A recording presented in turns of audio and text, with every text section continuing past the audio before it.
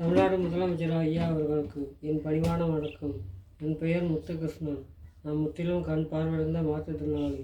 எனது சொந்த ஊர் கும்மாப்பட்டி கண்ணன் யாதவர் மேலத்தெரு, பத்ராப்பு வழி, ஸ்ரீவில்லிபுத்தூர் தாலுகா, விருதுநகர் மாவட்டம். நான் தற்போது மதுரை மாவட்ட விராட்டிபத்து பகுதியில் வசித்து வருகிறேன். நானும் எங்கள் அம்மாவும் 2010ஆவது வருஷம் 5,50,000 ரூபாய் ராமநாதன் என்பவரிடம் கொடுத்து வைத்திருந்தோம். வீடு 50,000 ரூபாய்க்கு ஒத்தி வாங்கியிருந்தோம். இப்போ அந்த பணத்தை மோசடி பண்ணுறாரு. யாதவ சமுதாயமும் அதுக்கு உடந்தையாக இருக்காங்க. ஆகவே தமிழ்நாடு முதலமைச்சர் அவர்கள் இந்த பிரச்சனையில் நேரடியாக தலையிட்டு எனக்கு சொந்தமான 5,50,000 ரூபாய் பணத்தை ராமநாதன் என்பவரிடமிருந்து பெற்றுத்தர வேண்டும்.